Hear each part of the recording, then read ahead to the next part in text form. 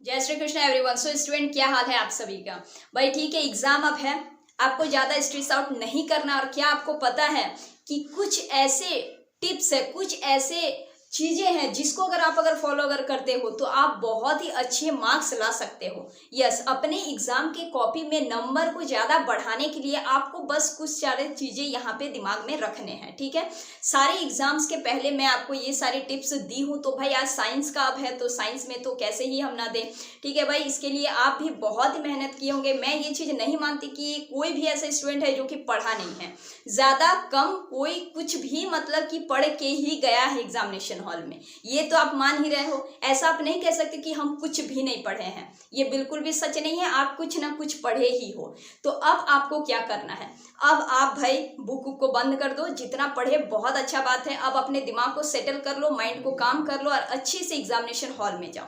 ठीक है, examination hall में जाते वक्त आप अपने हाथ में समय को लेकर के जाओ। सबसे पहले आपको यहाँ पे टाइम को देखना है और एग्जामिनेशन हॉल में कॉपी में आपको क्या करना है जिससे कि आपका नंबर बढ़ेगा, ये भी चीज मैं आपको यहाँ पे बताने वाली हूँ।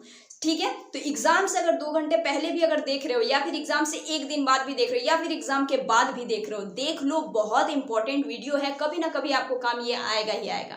ठीक है भाई, तो चलो अब हम लोग देखते हैं यहाँ पे कि सबसे मोस्ट इंपॉर्टेंट चीज पता है कि कॉपी में जो आपका नंबर जो बढ़ता है, ये किस लिए आपका बढ़ता है, ये सबसे मेन यहाँ पे पॉइंट आता है पेपर प्रेजेंटेशन। ठीक है, पेपर प्रेजेंटिंग हम लोग जितने अच्छे से करेंगे उतना ज्यादा आपका नंबर जो है वो इंक्रीमेंट होने का चांसेस बढ़ जाता है। कैसे, ये चीज मैं आपको बता रही हूँ। मान लो कि आप ही एक टीचर है। ठीक है, आप अगर एक टीचर है और आपको दे दिया जाए इतने सारे कॉपी को चेक करने के लिए, तो आप मान लो कि पहला कॉपी आप चेक किया, अच्छा था। दूसरा कॉपी जो था वो बहुत ही गिजबिज लिखा हुआ था, लेकिन सारा चीज वो अटेम्प्ट किया हुआ था, लेकिन उसका लिखने का वो जो प्रॉपर वे जो था वो अच्छे से नहीं था। उसके बाद वाले जो कॉपी जो आया वो बहुत ही साफ सुथरा से लिखा हुआ था और कुछ ऐसे वर्ड्स, कुछ ऐसे कीवर्ड्स को वो फॉलो किया था, कुछ ऐसे पॉइंट्स को वो फॉलो किया था, जिसके कारण कि आपको उस कॉपी को बहुत अच्छे लगा और आप उसमें जाहिर सा बात है कि आप उसका नंबर अच्छे से दोगे ही दोगे।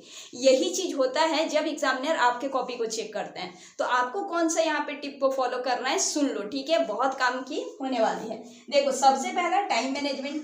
ऐसे तो आप जानते हो कि 3 घंटा आपको मिलता है, लेकिन दिमाग में हमेशा 15 मिनट कम ही रखो। क्यों? क्योंकि ताकि आप अपने कॉपी को रिवाइज कर पाओ। दूसरा चीज क्या है कि राइटिंग प्रेजेंटिंग। राइटिंग प्रेजेंटिंग में आपका बहुत सारी चीजें आ जाते हैं। मैंने 2-3 वीडियो में भी कवर अप करके रखे, चाहो तो आप उसको भी देख सकते हो, जिसमें कि मैंने आपको बताया कि आप मार्जिन को खींच करके हमेशा बनाओ। भाई मार्जिन तो अब दिया हुआ ही रहता है, उसके बीच में ही आप लिखो। ठीक है, साइड वाला पेज आपको अगर रफ करना रहेगा तो आप सबसे लास्ट वाले पेज में रफ करना, वो गैप में आप बिल्कुल भी रफ मत करना। इसके अलावा साइंस में अगर आप क्वेश्चंस अगर लिखते हो तो हमेशा किस पैटर्न में आप लिखो, पहले आप लिखो इंट्रो टाइप दे करके, उसके बाद आप डिटेल में लिखो, उसके बाद आप कंक्लूजन में लिखो।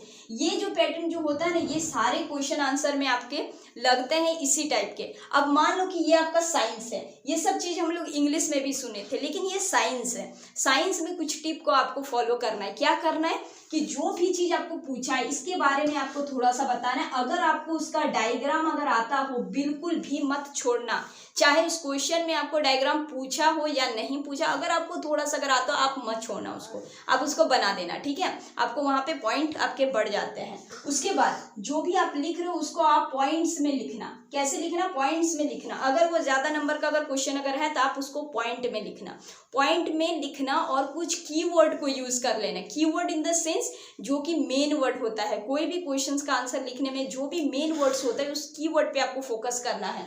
ठीक है, जैसे कि हम आपको हमेशा एग्जांपल से बोलते हैं, जैसे कि मेटल के बारे में अगर आपको लिखना है तो मेटल हार्ड होता है, लस्ट्रस होता है, डक्टिलिटी, जो भी उसका प्रॉपर्टीज है, ये सारे पॉइंट्स को आप दिमाग में पहले रख लो, या तो आप रफ में लिख भी सकते हो और उसको फिर से आप पॉइंट में अच्छा सेंटेंस दे करके उसको रिप्रेजेंट करो। ठीक है, इससे क्या होता है कि आपका जो आंसर जो है ये बहुत अच्छा एक प्रेजेंटिंग लुक देता है, और जिसके कारण कि टीचर को वो मौका ही नहीं मिलता है कि वो आपके नंबर काटे। क्लियर है भाई? अब मान लो कि कोई सा भी क्वेश्चन आपको नहीं आता हो, मैं हमेशा कहती हूँ कि आप अटेम्प्ट करो, सारा आप अटेम्प्ट करो। मान ली कि कोई क्वेश्चन आपको नहीं आता हो, लेकिन उससे आपको थोड़ा सा भी अगर सेंस अगर है, थोड़ा सा भी अगर नॉलेज अगर है, तो आप उस पर भी नंबर ला सकते हो। हम ये नहीं कहते कि आप 5 में 5 लाओगे, अरे 5 में 4 भी तो लाएंगे ना, 3 भी तो लाइएगा, ये भी तो काफ़ी है ना आपके लिए, ठीक है। ये भी तो एक नंबर है ना, 3 नंबर भी बहुत इंपॉर्टेंट है। एग्जाम के टाइम में 1 नंबर भी बहुत इंपॉर्टेंट बन जाता है, ठीक है। तो आपको एक भी क्वेश्चन को छोड़ना नहीं है, अटेम्प्ट करना है, कोशिश हमेशा करना कि सारा आप अटेम्प्ट करके आओ। क्लियर है। इसके बाद डायग्राम पे आपको फोकस करना है, डायग्राम आपको पेंसिल से बनाना है। न्यूमेरिकल्स आपको कैसे करना है, न्यूमेरिकल्स में आपको क्या क्या ध्यान रखना है, यूनिट्स पे आपको ध्यान रखना है। यूनिट्स काफ़ी बार हम लोग ध्यान नहीं देते हैं, मीटर सेंटीमीटर ऐसे ऐसे कुछ भी हम लोग कर देते हैं। इसके अलावा आपका जो भी आंसर आता है उसको आप बॉक्स में लिखो। उसके अलावा आप जो भी न्यूमेरिकल्स में फॉर्मूला को यूज़ करते हो उसको साइड में ऐसे करके दे करके आप फॉर्मूला को भी लिखो। ये सब जो है ना, ये सब आपका बोनस मार्किंग में आता है कॉपी में, और कॉपी का प्रेजेंटिंग बहुत अच्छा से इस पे आता है, ठीक है। तो ये सारी चीज़ों को आपको फॉलो करना है। कई बार हम लोग यूनिट को ध्यान नहीं देते हैं और यही हम लोग का लास्ट में दिक्कत आ जाता है। सो इसको आपको फॉलो करना है। आपका जो भी आंसर है इसको आप बॉक्स में आप ये करना, बंद करना। उसके बाद जो भी आपका यूनिट है उसे भी लिखना, उसको भूलना मत, ठीक है।